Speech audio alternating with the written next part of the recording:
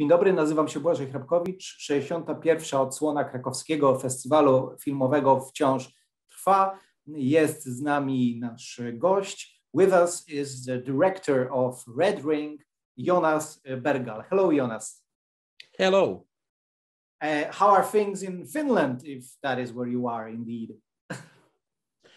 Well, I'm okay. So it's basically film started and I had 12 bacteria and viruses, and now my condition is totally different, and it's like last 1 or 2 bacteria and viruses what we are killing. So condition is great comparing what it was 4 years ago.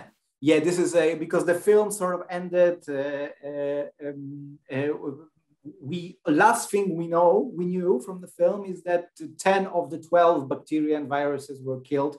So what you're saying is that you are further now in this fight. Yes. Mm-hmm. That's very good. There are a lot of things, a lot of interesting themes and subjects in your film. Apart from your journey, your personal journey of your fighting against this horrible disease. But do you, after your experience, after what you experienced and after what we saw in the film, do you believe that there is a serious mismanagement of people suffering from Lyme disease when it comes to medical community, World Health Organization, and more should be done about this? Well, I believe that you're gonna call me after 5 years or latest 10 years and say that, Jonas, you were right. So I'm sorry. I believe that. So there is a huge problem in the medical world, but I hope so that we also learn something about the coronavirus. So first it was only fake, and maybe it's not fake anymore. So it's I believe that we're gonna learn more about this epidemic and pandemic, how they work and so on. But this problem has been already decades, but no one is doing anything for this, and this is really happening all around the world, Finland and Poland and so on. Yeah, because it's very, of course, when I was watching the film, I was thinking about how many of these claims that medical community is not doing something, this is a disease, medical community is hiding something or doesn't want to acknowledge something, how many of these things can be actually deceiving and can be people who want to sow disinformation and so on. But this case seems to be different because, you know, the real experience of your experience and other people from this disease. So many times it's just hoax and conspiracy theory. So maybe that's why some people exhibit a certain distrust towards this concept. Yeah, I believe, but when it happens to yourself or your mother or your father or your children, then you realize that, oh, they were right. So it just has to happen and very close to you. But I think so it will happen anyway during next 5 to 10 years, that it happens to big men or women in our society. Example, I know a German football player and that kind of. And then when it hits, example, in Poland, some celebrities and so on, then suddenly everybody understand that this is really happening. So we just need a couple of years, but I believe that everything's gonna change during the 2 to 5 years. Yeah. At what point did you decide you're gonna make a film? Because I understand. I think intuitively I understand this decision because, well, you are suffering. It's a terrible disease, and what tools do you have as a filmmaker to sort of make sense of it, to make a film? But at what point did you decide that this is something that you would actually do, and what were your reasons? What was your thinking behind it? For me, there is 2 turning points as a director in this film, and first one is a German hospital, and a second was Poland. So when I was filming in, I have to go in a German hospital, because I didn't get the treatment in Finland. And then when I realized that I'm going that kind of treatments that I can also die.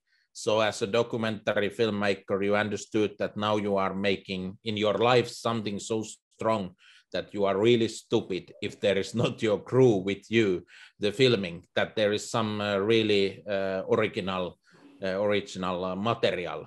So that was the one point. And in that time, if I remember right, not even one Finnish commission editor was believing our film, but we just take 30,000 euros loan and wanted to film that. And thank God we film it. And the second one was that when I was in Poland in International Lyme Disease Conference, then I understood when I made a 6 specialist interview that this is not only happening in Finland, it's happening all around the world. So those were the two points. And why I wanted to make this film. Then in Poland, I understood that there is 100 million people, patients all around the world who is suffering and they don't get help. So I have to do the film. So that was. Yeah, so if I understand you correctly, it began with a personal thing, personal reasons, and then evolved sort of into a social reasons in a way to sort of raise awareness about this disease and this problem. Yeah, personal came political. So it was for me, it was a smaller film first, but when I came to Poland and after 2 days of long interviews and so on, I understood that this is a really rotten thing that I have to put this to the screen that people can see what is happening in the world. After talking to so many specialists in the subject, and so many, specialists who agree that there is a real problem with Lyme disease or chronic Lyme disease, and specialists that say that there is no problem and it's a myth, why do you believe that there is this sort of conflict and discrepancy in the medical community about that? Is it bad will? Are there any political reasons, or maybe it's just institutional inertia, institutional inability to sort of see that there is a new problem and change your ways? What is your opinion? I feel that it's, I believe that every doctor, if they have gone to the doctor school, they are not the evil people. They want to help people from their heart. But as long as it is in their medical books or WHO, the main organization of the health in this world, as long as their attitude or how can I say, what are these? Policy? ICD codes, when they guidelines, when they are old-fashioned, before that, the change can't happen. So when they change it, then it goes to everywhere all around the world, and then people.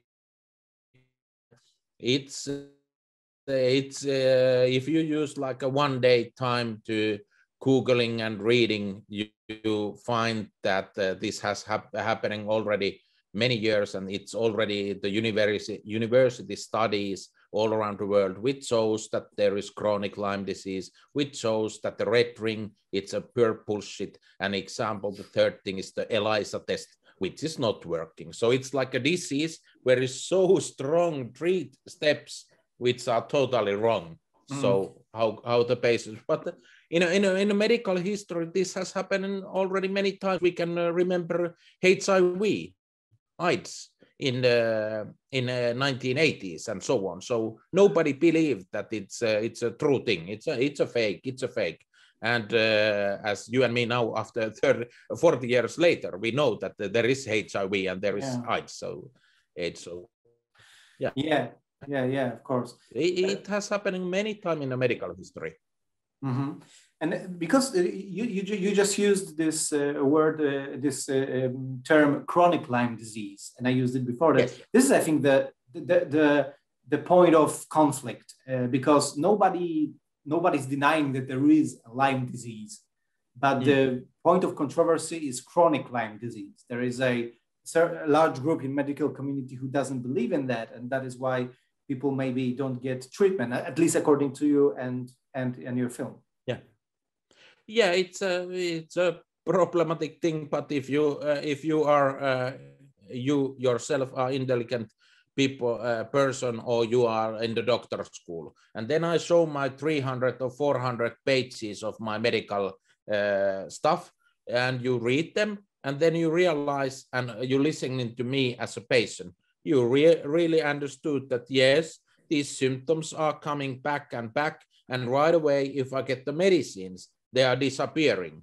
And also same time, we can make the blood tests which shows that they are really high, and when I get the antibiotics, it goes lower and lower and lower and disappearing, and so on. So it's for me, it's quite, because I have gone through this.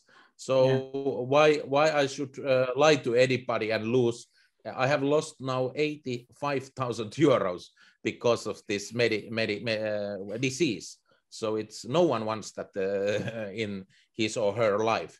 So that's there is many of us in the internationally, or in Finland, or in Poland, or in Germany or USA. So you talk a lot about the doctor's approach in the film and right now. If doctors take their oath seriously, they really want to help. But it is also a problem you mentioned in the film that in your experience, that's not always the case, is it? For me, now you go to the and now you go to the 38 years in my history. When I was 5 or 6 or 7 years old, my mother, who was a doctor, she told me the oath of Hippocrates, and for me, it's that's the basically thing about being a doctor. But I believe also that our doctors in the maybe 90s, 2010, and so on, I believe that old days, people who wanted to help other people went to the medical school. And I'm sorry, but I believe that many of nowadays doctors, they went to their medical school to earn money. And that is a totally wrong idea to be a doctor. And I'm a little bit ashamed about those things, because I know why my mother was a doctor. She wanted to help people. And that's why she was so great doctor. So it's, So I feel that if you take patients like he or she is your daughter or son or your wife, or like a family member, then you treat a patient very well. But if you take like, 30 minutes meeting, 100 euros, thank you, we salute you, bye-bye. So it's a different way to be doctor. So. Yeah, I understand you. There's nothing wrong with doctors earning money for their job, because it is their job. But you're saying that when it's their primary concern to earn money above treating the patient, that becomes a problem. Yeah. And what I also found interesting in your film, not the disease, but it's connected to the disease. But in the film and what you decided about the film is that we see very few shots of you actually suffering. There are a couple of shots when you're suffering. We see that you sort of lying with your mask on, and But this is an interesting choice for me, and I wanted to ask you why did you decide to do it like that? Because you could sort of put more of these shots and scenes in the film to sort of convince people that this is real, but at the same time, maybe there were some risks involved. Tell us a bit more about that process. No, there was no risk. It was just that when we make the test audience screenings and so on, so they said that other patients are so suffering that if you want that somebody can watch this film, it has to be also not only suffering. So there was that was the one reason. Another reason was that when my symptoms, it is not easy to film those symptoms when you are yourself as a director and a main character. So when I had the symptoms, because I can't say when the symptoms are coming, so I don't have a camera and a microphone there. So that was the one reason. But the example in 2017, I almost fainted 3 or 4 times to my car. But of course, I don't have in those moments camera or microphone. So, but when we see the Dorina's case or Laura's suffering or Johan, we understand the craziness of this illness. Yeah. When I understand, and when I said risks, I meant that exactly what the test audience said, that if you overload people with suffering, there is a certain limit that that people can take watching suffering, and then they become numb to it or annoyed by it. And there is if you want to achieve empathy and understanding as a filmmaker, maybe that's also something you need to watch out for. Yeah. In terms of your disease and your terrible experience with Lyme disease, what do you think are the main things you gained from that experience? How did it change your outlook on the world, on life? Because I can imagine that this can be a very transformative experience in many ways. For me, your question is more like you have to ask that question after 2 years. It's always like festivals are asking and reporters questions which I understood after 2 years of the premiere in my home sauna. So it's like what really... Again, the sauna. Of course, it's my place. Yeah, we were just mentioning that we met and talked when you premiered in Poland your film Steam of Life about the significance of sauna in Finnish culture. So I see it's still very significant.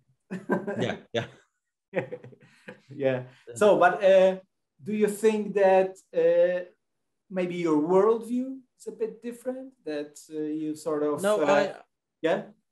Of course, it was, I don't know, but of course it was for me really crazy to understand that is this really that there is 100 million patients who doesn't get help. So it's, that was of course, and how high level it goes. That was totally surprise for me because, example, the special reporter, his job is to check that the WHO is working very well, and they work like by the book. And for that guy is disappearing and not helping me anymore. That was like what, and so on. Because as if you are like a huge boss of like a huge company, it is normal that you give the interview. And when the WHO doesn't give an interview, it's for me, it smells like a 10 kilometers distance that there is something wrong, because it's first time in my 22 years old career that somebody doesn't give an interview, because I'm not that kind of reporter. So it's always that we can make an interview that way, that both of the sides are happy. These are the scenes in a film when you cannot get the interview with WHO. When this reporter, you say, you're talking about abandoned you. These are the scenes like from, All the President's Men and all these conspiracy thrillers, like from Hollywood, for example. This is amazing how it's reality, it really would happen, but it's like from a conspiracy thriller that you cannot get the interview and you cannot talk with anybody.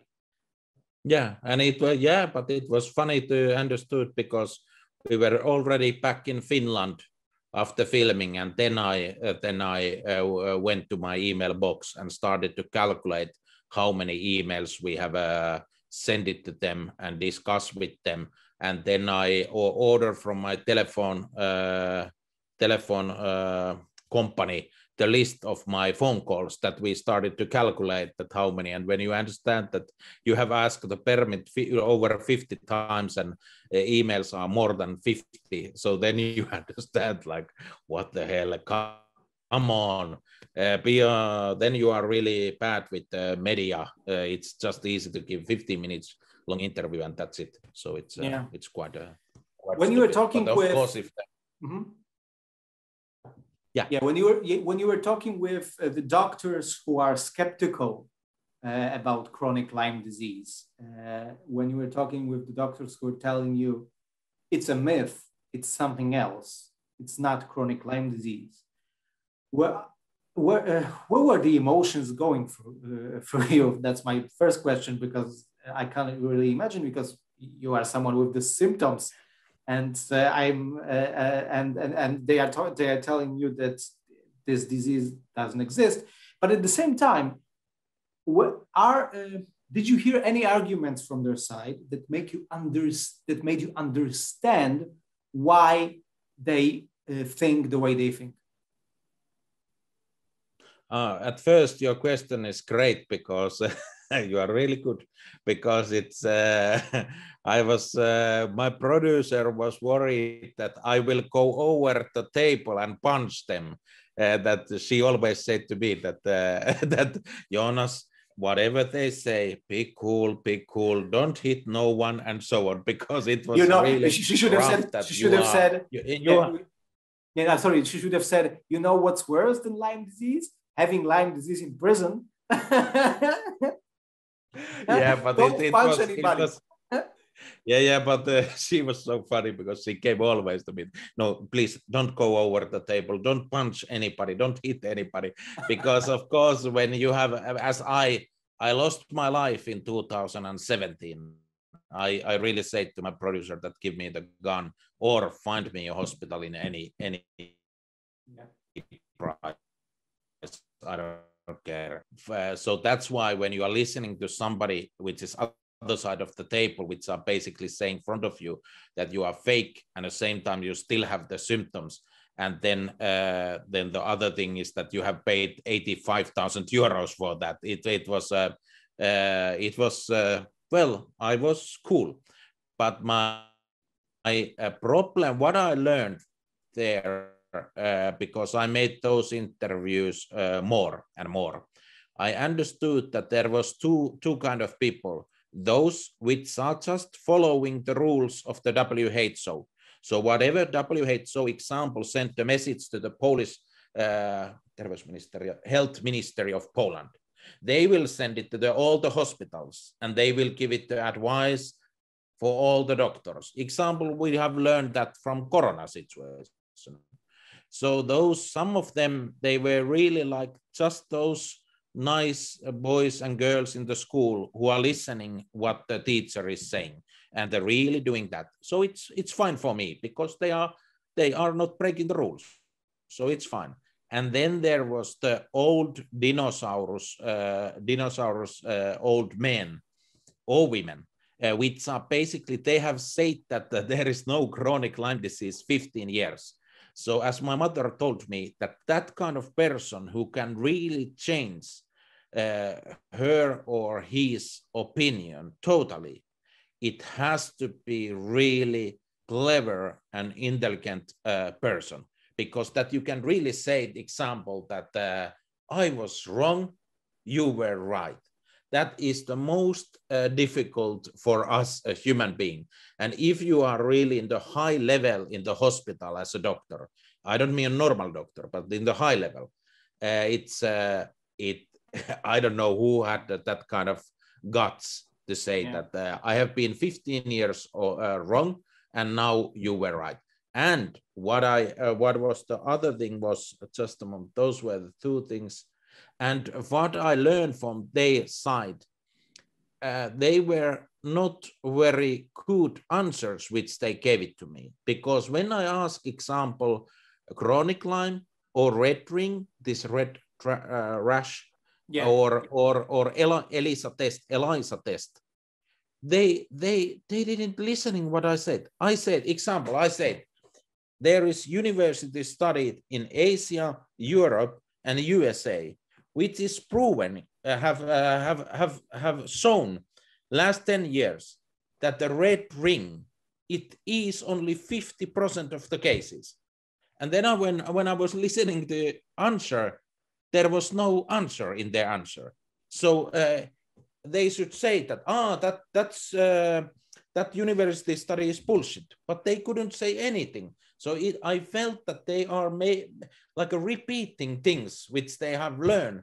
But why? And then I said that, okay, there is university studied from England, from USA, from there and there, which is, and I even gave the university names. And I said that it has proven that the 21 days about the antibiotics for the borreliosis, Lyme disease, it's not helping.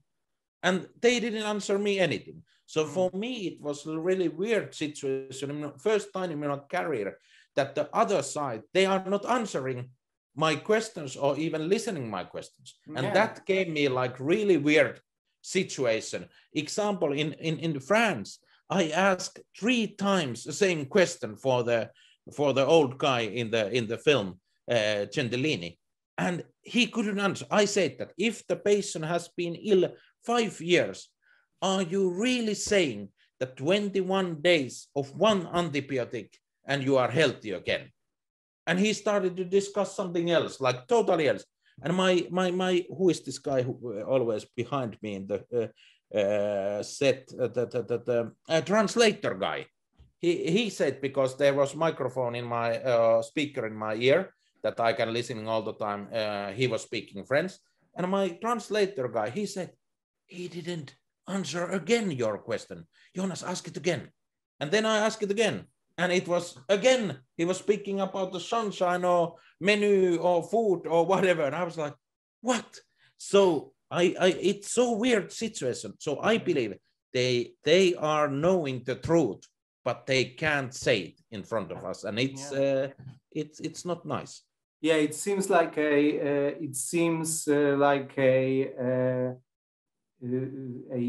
sort of siege mentality. You are under siege and you cling to your beliefs.